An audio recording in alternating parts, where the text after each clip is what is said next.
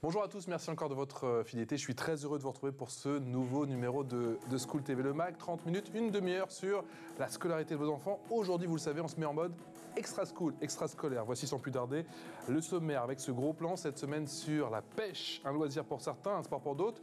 Mais à chaque fois, cette véritable connexion, pour ne pas dire cette frénésie, même chez les plus jeunes. Irina Capron vous dit tout dans un instant. Une passion pour les grands, mais aussi pour les petits, avec à la clé bon nombre de vertus éducatives, vous le verrez, construire son autonomie, ou encore prendre bon nombre d'initiatives. Et puis, si je vous dis pêche, vous me répondez forcément nature, campagne. Eh bien, aujourd'hui, on peut pêcher en bas de chez soi, en pleine ville. On verra ça avec le street fishing. Irina nous dira que ça cartonne pas seulement sur les réseaux sociaux. On en parle en plateau avec Benoît Lefebvre. Bonjour. Bonjour Patrice. Bonjour Benoît, merci d'avoir accepté notre invitation. Chargé de développement loisirs pêche à la Fédération nationale de la pêche en France. Également en plateau avec Alexandre Rep. Bonjour Alexandre. Bonjour. On se connaît un peu, on se croise dans les locaux, effectivement, ici à You Know Why. Vous êtes chargé de projet pêcheur en amateur, hein, pas pro, depuis que vous avez 14 ans. C'est ça, exactement. Ça fait pas longtemps. Pas très longtemps. Ça fait pas très longtemps. C'est parti pour la loupe. Irina Capron. Bonjour. Pourquoi le violet aujourd'hui? Eh bien, c'est la couleur des pêcheurs quand même. Moi, Mais je le savais tout. pas. Mais moi, je sais tout. Vous êtes informé. Ben oui. Regardez Alexandre, il a dit que moi. On sent les pêcheurs sur ce plateau. C'est ça. Pour Benoît, c'est juste. Alors, pas pour aujourd'hui, effectivement. Que le gars de la Fédé soit pas en violet, je me dis là, il y a bon. Parce qu'effectivement, c'est les couleurs de Génération Pêche. Oui. Un petit peu notre mouvement de communication vis-à-vis des pêcheurs et vis-à-vis du grand public. On l'avait vu notamment pendant le Tour de France. Irina, pourquoi pratiquer la pêche comme loisir pour les enfants? Alors la pêche, effectivement, c'est un loisir, mais c'est aussi un sport à part entière. Donc ça consiste à capturer diverses espèces de poissons à l'aide de plusieurs techniques, donc grâce à une canne. Donc il existe par exemple la pêche au lancer, la pêche au vif, la pêche à la mouche, au cou, à la truite, etc. Mais il y a un côté assez ludique lorsque les enfants découvrent les premières sensations lors de la capture de poissons, mais aussi lors de la découverte des différents milieux aquatiques, comme la rivière, le gardon, l'étang ou encore le lac. Donc la pêche peut permettre aux enfants de s'initier ou de se perfectionner aux techniques de pêche et d'acquérir un comportement autonome et responsable vis-à-vis de la nature. Ça sent le vécu. Vous avez pêché, vous, non? Alors malheureusement, non. Ah, d'accord. Bon, je me suis trompé. Vous êtes je vais peut-être m'initier. Plutôt truite ou brochet? Truite. Plutôt truite. À partir de quel âge on peut pêcher? Alors la pêche peut s'apprendre à tout âge, mais c'est vers 5 ou 6 ans que les enfants seront plus aptes à manier une canne à pêche. Et comme c'est une activité en plein air qui demande de la patience et du calme, avant 6 ans, les enfants risquent de trouver le temps long et de se lasser. Donc de 6 à 8 ans, l'initiation à la pêche va permettre aux enfants de découvrir un nouvel environnement et une nouvelle motricité. Pour les 9-14 ans, les ateliers pêche vont permettre de développer de nouvelles capacités techniques pour augmenter les sensations lors de la capture et renforcer les aspects sécuritaires pour le poisson, mais aussi pour le pêcheur. Et enfin, les 15-18 ans vont pouvoir adapter leur technique aux conditions du milieu, être autonomes et pouvoir évaluer les dangers pour réduire les risques. Une carte de pêche, c'est quoi? Alors, la carte de pêche permet de pêcher dans les eaux libres. Lorsque vous prenez une carte de pêche, vous adhérez à une association agréée de pêche et de protection des milieux aquatiques. Et cette carte de pêche est également obligatoire pour les enfants. Alors, il existe 2 types de cartes. Selon l'âge, la carte découverte moins de 12 ans, qui coûte 6 €, et la carte personne mineure, donc pour les jeunes de 12 à 18 ans, qui coûte, elle, 20 €. Donc, ces cartes sont valables toute l'année dans 89 départements. Et en 2021, la Fédération nationale de la pêche en France comptait environ 198 000 jeunes possédant la carte moins de 12 ans et plus de 135 000 personnes mineures. Et vous avez mis la pression, Benoît Lefebvre. Hein. Elle a fait le boulot, là. Alors, je suis surtout assez bluffé des connaissances d'Irina et du loisir, de ce que ça peut apporter aux jeunes, et de la connaissance, effectivement, des cartes de pêche. Ce qu'elle a dit, voilà, c'est très important. C'est au-delà de la carte de pêche. En fait, on adhère à une association de protection du milieu aquatique. Et ça, je crois que c'est important. Au-delà de la consommation du loisir, on adhère aussi, on est militant. Et notre défi dans 30 minutes, c'est qu'elle se mette perso à la pêche. La truite. Comment et avec qui, surtout les enfants, peuvent-ils pratiquer la pêche? En gros, quel encadrement? Tout d'abord en famille, parce qu'on le sait, la passion de la pêche s'est longtemps transmise de génération en génération et continue d'ailleurs. Mais il existe également des écoles de pêche avec des moniteurs de pêche diplômés qui proposent des activités, par exemple le mercredi après-midi, ou alors des stages pendant les vacances scolaires, ou alors de nombreuses associations locales ou départementales initient les enfants à la pêche à travers de nombreuses activités. Merci Irina, l'expression orale. L'expression orale avec Alexandre Rep, avec Benoît Lefebvre de la Fédération nationale de la pêche en France. Chevenne, truite, brochet, perche. Il y a quand même cette question récurrente entre pêcheurs, j'ai l'impression, quand on se rend compte, c'est tu pêches quoi? Tu pêches quoi? Tu préfères pêcher quoi? Exactement. Alors c'est vrai que c'est un peu à chacun sa pêche. C'est-à-dire il y a tellement de techniques, d'espèces à rechercher, de milieux différents, que finalement chaque pêcheur va avoir, ou pêcheuse d'ailleurs, Bien sûr. va avoir ses préférences, ses attirances par rapport à ce que son environnement lui permet. Selon la saison aussi? Selon la saison, exactement. Et puis il y a des jours, moi par exemple, je suis un peu touche à tout, donc je vais pêcher toute l'année. C'est-à-dire on a la possibilité de pêcher toute l'année. D'accord. Et puis avec des périodes un peu préférences, il y a l'ouverture de la truite, l'ouverture du carnassier, peut-être l'été un petit peu plus les poissons blancs. Il y a vraiment à chacun sa pêche. Mais alors pourquoi l'un va préférer la truite, l'autre de brochet? C'est pourquoi? Parce que les poissons, Alexandre, ont des comportements différents, que je comprenne. Il y en a des plus gros et des plus petits. Ouais. C'est pas Toi, les c'est mêmes. quoi par exemple? Moi, pour l'instant, c'est que des petites perches pour l'instant. J'ai D'accord. pas eu l'occasion d'avoir des gros poissons. Commence pas à faire ton modeste, hein, ça va. Ouais. Non, mais j'ai quelques copains qui ont eu des grosses silures qui peuvent aller jusqu'à 1m20, 1m30. Et bon, moi, je suis vraiment sur des petites perches pour l'instant. Je suis encore très amateur, mais peut-être. La perche, justement, ça revient en ce moment? Qu'est-ce qui revient en ce moment? C'est-à-dire qu'il revient dans les milieux oui, dans le milieu, aquatiques, par exemple. Alors la perche, c'est un poisson qui est très présent. Et d'une manière générale, quand on pêche à Paris, l'exemple d'Alexandre, c'est un milieu qui s'est vraiment amélioré là, depuis, on va dire, la fin des années 80, où il y a vraiment un retour des espèces. Et on a plus d'espèces, en fait, que dans les années 80. Et puis, la perche est vraiment le poisson emblématique de la pêche à Paris, quoi, du street fishing notamment. On sait le fishing, on va en parler dans un instant, avec le début, aujourd'hui, des championnats du monde en Hollande, aux Pays-Bas. En Hollande, tout à fait, avec une équipe de France qui sera présente. Donc, je salue les collègues de la Fédération française de pêche sportive. On croise les Sur doigts, la barre. effectivement, pour eux. Toi, tu pêches à raison de combien de fois par mois? On a compris que c'était une passion. On va dire 2 fois par mois. Et c'est compliqué, justement, à mettre en place, ou pêcher, même en région parisienne, c'est assez simple? Bah, c'est assez simple. Moi, j'habite pas très loin de la Seine. Donc, D'accord. Généralement, c'est des sorties le week-end avec mes potes. On sort le dimanche après-midi. Donc pas en solo, en général entre potes, C'est ça. après une bonne soirée. Message, au lendemain de soirée. On va Commence à s'aérer- comprendre. Je commence à comprendre la On va pêche. s'aérer un peu la tête. On et prolonge la soirée en fait. C'est D'accord. ça, on passe 3-4 heures dehors pour Ouais. s'aérer Mais- un peu la tête. Comment est venue ta passion pour la pêche? Alors la première fois que j'ai pêché, je devais avoir 5 ou 6 ans, mais Ah, on en parlait justement. 5-6 ans, c'est le bon âge. c'est ça. Mais c'était donc sorti en bateau, pleine mer. Ouais. Mais premier lancé, j'en mets mes lignes, donc pas un grand succès. Et j'ai recommencé après vers mes C'était 14 en eau 15 douce, ans. c'était en mer? C'était en mer, ouais. En mer, d'accord. Voilà.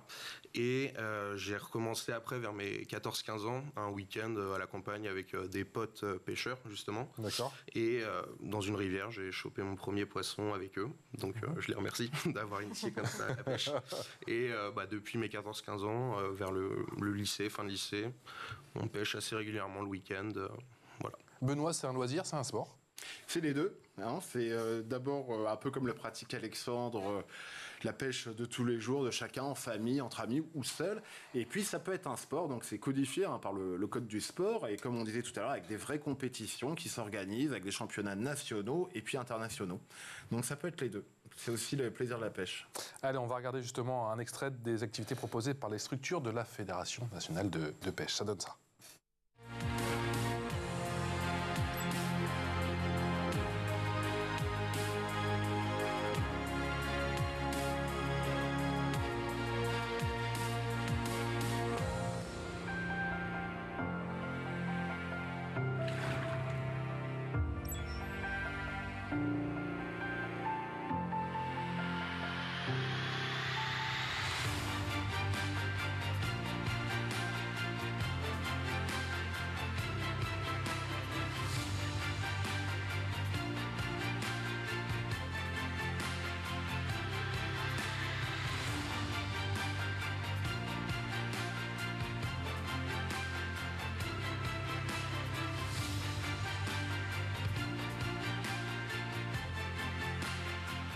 Alors Benoît, on écoutait justement Alexandre.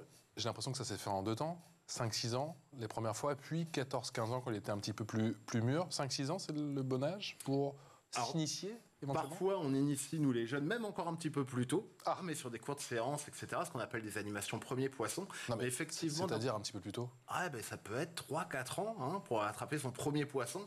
Mais après, c'est vrai que pour avoir une Parce que certaine moi, à autonomie- 3 ans, il a le jeu avec les trucs en aimant, hein, je vous annonce. Hein. Non, mais c'est vrai. Et comme à la kermesse, là. Sur certaines de nos animations, sur ce qu'on appelle notamment les parcours découvertes, on va pouvoir initier comme ça des enfants assez jeunes sur des parcours sécurisés. D'accord. Donc, mais après, c'est vrai que d'un point de vue psychomoteur, Alors oui. Voilà, 5, 6 ans, c'est bien pour commencer, pour acquérir une certaine autonomie, après plus vers 8, 10 ans dans sa pêche. Qu'est-ce qu'on développe justement en pratiquant la pêche? C'est assez déroutant d'ailleurs, moi en lisant tout ça, moi qui n'ai pas beaucoup pêché petit. La puissance, la coordination, l'endurance, tout ça? Alors, oui, alors ça peut être. Alors là, on est vraiment sur des pêches un peu plus peut-être sportives. Ah. Donc, quand on va 3-4 heures au bord de l'eau, etc. Alors on va demander à Alexandre. Mais effectivement, le psychomoteur, et puis aussi, on va travailler des choses qui sont liées un peu au soi, au développement du soi, c'est-à-dire au rapport aux autres, au fait d'évoluer dans un cadre réglementaire aussi. Et puis, nous, ce qui est très important dans les ateliers pêche nature, nos écoles de pêche, c'est vraiment ce rapport à la nature et en fait développer une sorte de conscience éco-citoyenne. C'est-à-dire que l'enfant, quand il va être en contact du vivant, quand il va pêcher, comprendre les mécanismes des poissons avec leur environnement et aussi de sa place en tant qu'homme dans l'environnement, il va développer une forme de conscience, en fait, de sa place dans l'environnement. D'accord. Et à force de côtoyer les poissons, on s'attache finalement presque à ces poissons. Et cet émerveillement, en fait, au fur et à mesure, l'enfant a envie généralement, de protéger ses espèces, a plus conscience de la rivière, des petits gestes qu'il peut faire chez lui pour aider la rivière. Il y a vraiment, nous, c'est vraiment très lié. Quand on pratique la pêche, on développe en parallèle vraiment une connaissance de l'environnement. Et cette connaissance de l'environnement, elle va vous aider après à mieux pêcher. Parce que vous allez connaître le comportement des poissons, où est-ce qu'ils vivent, à quelle période de l'année, etc. Justement, on développe une certaine forme d'intelligence parce que j'imagine qu'on élabore, tu parles effectivement de la connaissance des poissons, on élabore tout un tas de stratégies après pour justement ferrer, attraper le poisson. On commence à savoir un peu où est-ce qu'il se cache, évidemment. On a nos petits spots un peu favoris où on retourne de temps en temps. Et oui, après, c'est aussi surtout de la patience, du calme. Ça développe surtout ça chez nous. Et voilà. Irina. Justement, Benoît Lefebvre, qu'est-ce qu'on apprend à un enfant en premier lors d'une initiation à la pêche? Comment manier la canne à pêche, ou il y a des choses à savoir avant? Alors, c'est vrai qu'il y a la gestuelle, donc savoir mettre une ligne à l'eau, savoir faire les petits gestes comme ferrer, c'est-à-dire le moment quand le poisson mord. Mais il y a aussi tout de suite des gestes par rapport à la manipulation du poisson, par exemple. Donc, on va montrer l'anatomie du poisson, qui est, il a ses écailles, mais au-dessus, il a une petite couche qui s'appelle le mucus qu'il faut protéger, parce que c'est une peau qui le protège. Donc, on va apprendre tout de suite à l'enfant, par exemple, à se mouiller les mains avant de saisir un poisson, pour qu'il puisse après le décrocher correctement et s'il le souhaite, pouvoir le remettre à l'eau dans les meilleures conditions. J'ai écouté une vidéo ce matin pour préparer l'émission avec un jeune de 12 ans, totalement passionné. Il en faisait depuis déjà 6 ans, donc il a commencé à 6 ans. Et il décrivait avec un aplomb incroyable sa canne. Et effectivement, une canne avec un moulinet, une 1304, un fluorocarbone. Je crois qu'il parlait de l'hameçon à un moment, il parlait de l'autobug, donc il y a aussi beaucoup d'anglicisme. La pêche, Alexandre, c'est très technique? Ça peut l'être quand c'est un peu poussé. Moi qui suis vraiment amateur, j'ai les premières cannes à pêche au premier prix, etc. Ouais. Mais j'ai des amis à moi qui ont des cannes qui valent de plus en plus cher, qui ont des cordes beaucoup plus résistantes. C'est quoi, on parle de... Moi, je ne connais pas du tout. C'est quoi le prix d'une canne à pêche pour une personne qui commence à être confirmée? Je ne saurais pas vraiment dire. Moi, je sais que j'ai une canne aux alentours des 30 €. Mais ça peut monter à 100, 200, 300 €. Il n'y a pas de limite, en fait, quoi. Avec la technologie, j'imagine. Alors, après, c'est la technologie qui apporte des conforts de pêche et puis des choses très spécialisées. On va dire, les entrées de gamme, 30 €. Des moyens de gamme, on va dire 200 € jusqu'à 300, puis on a vite fait des cannes à 800, 1000 € parfois sur des choses très techniques. D'accord, mais sur les pros là. La compétition, non, pas forcément la compétition. Ou des gens qui aiment se faire plaisir, j'allais dire comme celui qui fait du VTT. Il peut acheter un VTT à 30 €. D'accord. Et puis il peut acheter un VTT en carbone plus léger. D'accord. À 12 000 €, encore plus cher qu'une voiture. C'est vraiment un monde, j'ai l'impression, à part, avec les expressions qui vont avec. Ça a mouché, ça veut dire quoi? Ça a mouché. Alors ça a mouché, je pense que c'est lié à la pêche à la mouche. Oui, c'est-à-dire où la truite va chercher des insectes à la surface de l'eau. D'accord. Donc quand elle vient chercher l'insecte à la surface de l'eau, il y a un petit gobage et on peut dire ça a mouché. Ça a mouché. Avoir des touches. Avoir des touches, c'est le moment où le poisson mord. D'accord. Piquer. Piquer, c'est le moment où on va ferrer, c'est le moment où on va tirer d'une certaine façon pour s'assurer de la prise et que l'hameçon soit bien. C'est le moment le plus important. Ça fait partie des moments importants. D'accord. Et j'ai vu qu'il y avait une stratégie où il y avait ce pêcheur qui avait décidé de rester en surface. Donc je ne sais pas si... Alors, dans certaines pêches au leurre, on va pouvoir chercher le poisson au fond, entre deux eaux. C'est le même qui parlait d'autobug, hein, je vous précise. Alors, en surface. Donc je suppose qu'il devait pêcher le chevenne en surface. Oui, il se passait le chevenne, exactement. Alexandre, ça te parle? Le chevenne, jamais encore eu, mais peut-être un jour. Et alors, chacun sa stratégie, il faut tout le temps faire des à-coups, il faut faire des pauses, chacun son rythme, chacun sa pêche au final, c'est ça? Ouais, je pense que c'est un peu chacun son rythme. Moi, quand je sors, c'est souvent à plusieurs, mais on arrive à se séparer, à aller à différents endroits pour être un peu tout seul, essayer de trouver un peu le meilleur spot de son côté, chacun. Le meilleur spot, effectivement. Quels sont les... Oui. Pardon, non, je disais, un des plaisirs, et pour revenir à ce que disait Irena, c'est dans ce que ça peut apporter aussi, cette stratégie, en fait, il y a une forme de démarche scientifique que peut avoir un jeu, c'est-à-dire qu'on met en place une hypothèse, c'est-à-dire par rapport à nos connaissances, on va se dire, tel poisson, il vit à telle zone de la rivière, il va manger plutôt tel type de proie à ce moment-là, et puis on va faire une stratégie, et la prise du poisson va venir valider ou non cette stratégie, puis éventuellement, on va réajuster un peu notre approche pour se donner plus de chances. Donc on en revient à ma question première, quel est votre poisson préféré? Alors, pour moi, ça va être le brochet. Le brochet. Ça, ouais. Mais alors pourquoi justement? Parce que le brochet est fourbe? Non, le brochet, c'est un peu le seigneur de nos eaux. Hein, c'est un peu un poisson déjà qui peut avoir des tailles sympas, jusqu'à 1m20, 1m30 peut-être pour les plus gros dans l'aigle du Bourget. Wow. Et puis qu'on peut solliciter de plein de manières différentes en surface, entre deux eaux, au fond. Et puis on va pouvoir jouer sur son régime alimentaire, lui présenter les proies qu'il a envie de trouver, ou sur son agressivité, parce que c'est un poisson territorial. Donc les jours où il n'a pas très faim, on va peut-être pouvoir le solliciter avec d'autres techniques qui vont jouer sur son agressivité naturelle. En fait. D'accord. Alexandre, toi, t'es avec ou sans appât? Sans. Au leurre. Sans appât. Alors voilà, c'est un appât artificiel finalement, le leurre, et puis il y a les appâts naturels. L'avantage de la pêche que pratique Alexandre... Tu vas venir à l'autobug, toi, attention. Hein. Voilà, et l'avantage de ces techniques, c'est qu'on n'a pas besoin d'avoir des asticots dans le frigo, quoi. C'est un petit sac à dos, une canne à pêche, une boîte avec quelques leurres, et on est tout de suite au bord de l'eau. La base, voilà. D'accord. On parlait effectivement des vertus pédagogiques de la pêche, et on disait que c'était bien de commencer à 5-6 ans, voire même plus tôt, avec certains parcours pédagogiques. Ça permet de découvrir un nouvel environnement, d'appréhender les sensations aussi lorsque l'on capture un poisson. C'est un moment particulier, ça, après une longue, parfois très longue attente? Ah oui, ça peut être un moment. Justement, la pêche, pour ça, ça apprend certaines vertus aux enfants, c'est-à-dire qu'on n'est pas maître de tout. Le jour où ça ne veut pas mordre, des fois ça ne veut pas mordre, et c'est comme dans la vie.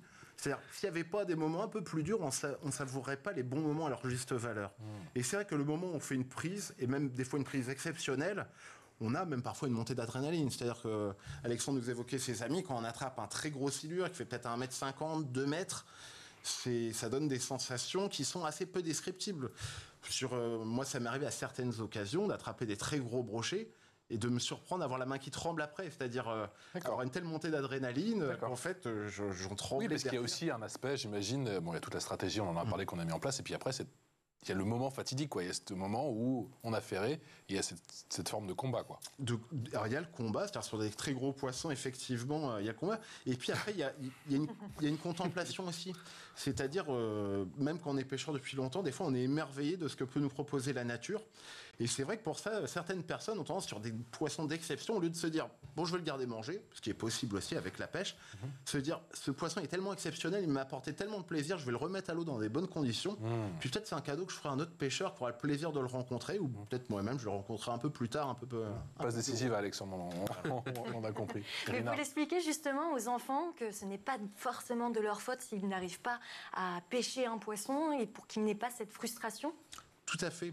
Et que finalement, voilà, comme je le disais, c'est un peu comme dans la vie, c'est-à-dire qu'on n'est pas maître de tout, et encore moins quand on est au contact de la nature. C'est-à-dire qu'il faut avoir une forme d'humilité et admettre que des moments, je peux mettre tout en place, tout de la bonne manière, mais si c'est pas le moment, c'est pas le moment, et puis on va apprécier d'autres choses, l'observation de la nature à ce moment-là. Donc nous, dans les ateliers pêche nature, c'est ce qu'on fait. Il y a des jours où ça mord pas, et on va peut-être les amener sur d'autres choses, sur de la compréhension de la flore, de la faune, sur des observations d'oiseaux, par exemple.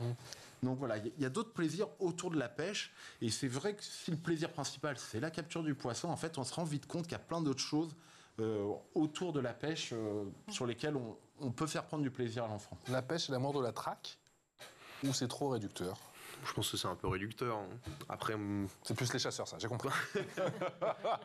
quand on est pêcheur amateur, je pense que c'est surtout le plaisir de sortir, de prendre un peu l'air. Et si on arrive à avoir du poisson, c'est bien. Mais il y a des jours où on revient un peu bredouille et puis tant pis. Mais alors justement, comment ça se passe dans la tête, même quand c'est un loisir et qu'on n'en fait pas son métier, que c'est pas en mode professionnel avec les compétitions, on va en parler dans un instant, quand on fait 2, 3, 4, 5 week-ends où on a rien eu, rien du tout.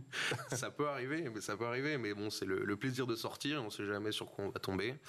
Et bon, si ça mord, tant mieux, si ça mord pas, tant pis, on a quand même pris du plaisir à sortir. Et tu as le sentiment, toi, Alexandre, que tu as quelque part évangélisé peut-être certains de tes amis, ou vous étiez déjà tous dans la pêche? Est-ce qu'il y en a qui sont venus au fur et à mesure, qui se sont dit, mais c'est quoi votre délire de pêche là? Et puis finalement, ils sont venus et ils sont devenus accros. Je pense que oui, parce que ça a marché sur moi. Au début, j'étais pas dans ce groupe de pêcheurs et petit à petit, je suis venu un week-end, puis 2, puis 3, et maintenant j'ai mon matériel et je vais pêcher avec eux. Et encore un qui s'est fait avoir. Et petit à petit. C'est ce qu'il se dit, Benoît. Encore un qui s'est fait avoir. Rien de plus. L'info en plus.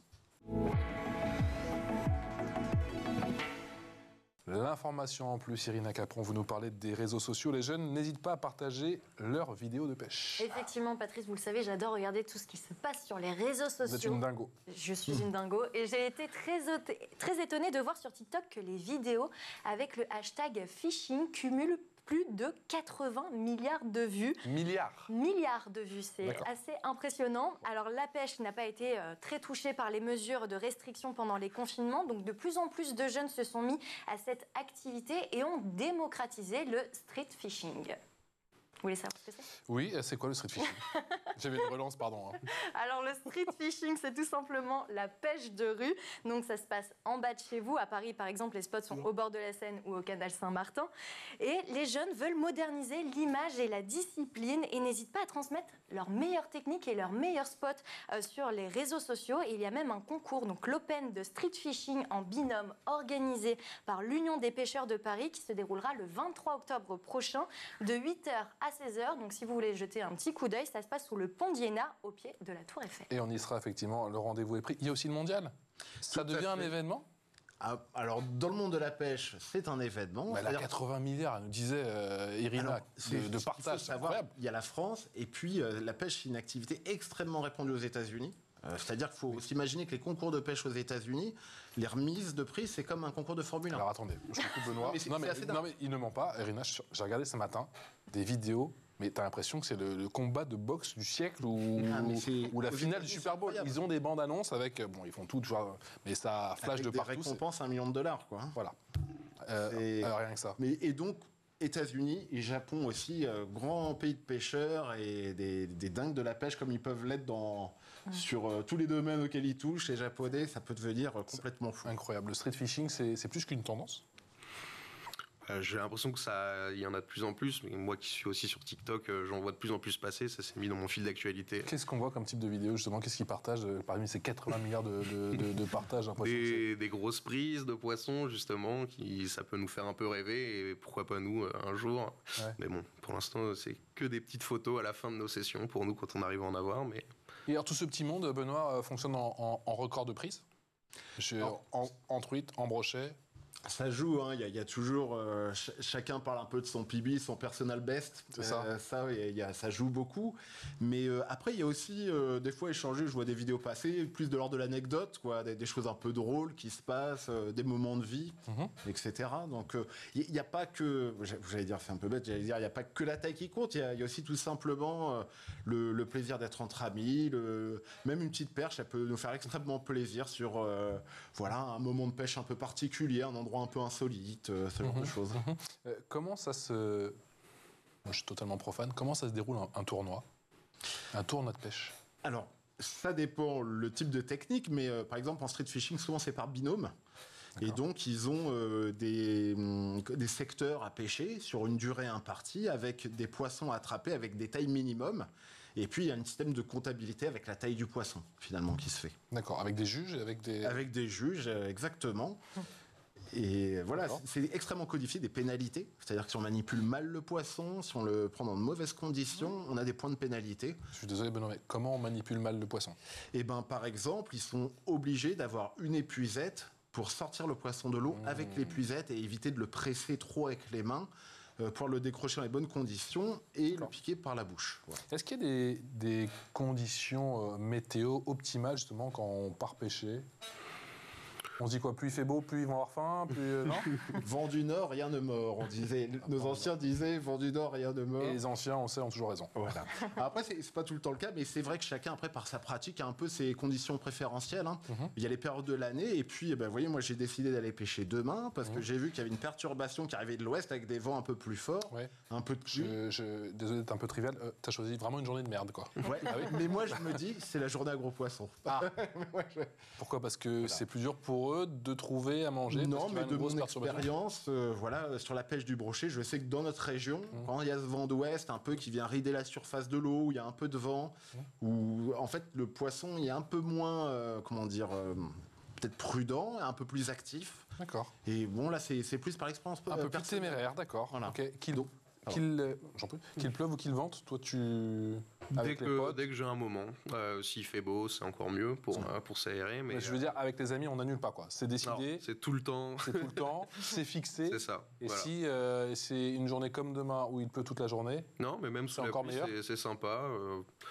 C'est vraiment très cool aussi sous la pluie. Bon, c'est mieux quand il y a du soleil, mais par tous les temps. Et alors, c'est plus dur justement pour les enfants, pour les initiés, en cas de problème météo, de météo défavorable, on va dire. Alors, c'est sûr que c'est pas l'idéal, hein, ne serait-ce pour le confort de l'enfant, et puis après pour la manipulation quand il y a beaucoup de vent. Parce que s'il revient avec une bronchite, j'imagine, sa maman et son papa à la maison vont se dire peut-être te changer. Pour ça, nos ateliers pêche nature, c'est souvent aller du printemps jusqu'à la mi-automne. C'est vraiment les conditions idéales. Irina. Et justement, est-ce qu'il faut forcément que l'enfant soit calme et patient pour l'initier à la pêche ? Ça sent le vécu. Ou un enfant un peu... Pas du tout. Et j'allais dire au contraire, peut-être si votre enfant est du type hyperactif, peut-être de l'amener à la pêche. Ça lui fera du bien. Il va se canaliser, c'est vrai ? Il va se canaliser. Et comme on disait, il y a des pêches actives. Et on peut parler au bord de l'eau, hein, parce que les gens me disent « Oh, faut pas faire de bruit, ça va pas mordre ». On faut éviter de taper des pieds sur le sol à cause des vibrations, mais on peut tout à fait discuter, se promener en même temps. Je pense qu'Alexandre, avec ses potes, quand il pêche, ça arrive de discuter, de prendre un poisson à ce moment-là. C'est ça, on débriefe un peu. Voilà. mais ça peut amener aussi l'enfant à découvrir... quelque chose en lui qui ne connaissait pas, une certaine forme de patience. Moi, j'ai eu l'occasion, j'étais animateur pêche auparavant, avant de travailler à la Fédération nationale. Je travaillais beaucoup avec des IME, des instituts médico-éducatifs, où les enfants arrivaient à être canalisés sur une activité pendant 1h30, 2 heures, et leurs encadrants au quotidien me disaient c'est énorme. Ah, bien sûr. Voilà. Énorme. Est-ce qu'on apprend à construire son autonomie, justement Est-ce que les enfants apprennent à construire leur autonomie via la pêche ? Alors ça peut, parce que dans l'activité, au début, on va leur monter leur ligne, on va leur décrocher le poisson, mettre l'appât, etc. Et au fur et à mesure, l'enfant, il a une volonté de faire tout seul. C'est non, je veux faire tout seul. Et donc, au fur et à mesure, il va faire ça. Puis nous, on le voit dans les ateliers pêche nature, souvent les enfants qui commencent à avoir un petit peu de bagage, ils vont commencer à vouloir montrer à leurs copains. Donc, il y a de l'entraide qui se développe, de la confiance en soi, et puis voilà, de l'autonomie, quoi. Et puis, ce qu'on disait tout à l'heure, quelque chose de très important, c'est aussi le rapport aux autres, par rapport à ses camarades, mais par rapport aussi aux autres utilisateurs de la rivière. C'est-à-dire que ma pratique, ça peut être dangereux, il y a un hameçon, donc je fais attention toujours à mon environnement, aux gens qui passent, et ça le permet en fait un peu de se projeter dans son environnement, au-delà juste de l'activité pêche. Dimanche prochain, 11h, à Vincennes. De 8h à 16h. De 8h à 16h. Sous le pont d'Iéna. Sous le pont d'Iéna. Non, mais toi, j'allais dire avec Alexandre. Ah, mais pourquoi pas, oui. On m'a convaincu, ça y est. C'était bien tenté, la diversion, avec le street fishing, mais j'avais un autre plan pour toi. C'est bon, tu y vas ? On t'a convaincu ? Je signe. C'est magnifique. Bon, moi, j'ai piscine, malheureusement. Mais je viendrai la fois d'après. Promis. Merci à tous les deux, à tous les trois, bien sûr, d'avoir été avec nous. Je rappelle Benoît Lefebvre, chargé de développement loisirs à la pêche, à la Fédération nationale de la pêche en France. Alexandre Epp, chef de projet chez Inuway, pêcheur en amateur depuis que tu as 14 ans. Merci à tous les trois. On se retrouve très vite pour de nouvelles aventures. On parlera pêche, mais pas seulement. Ciao.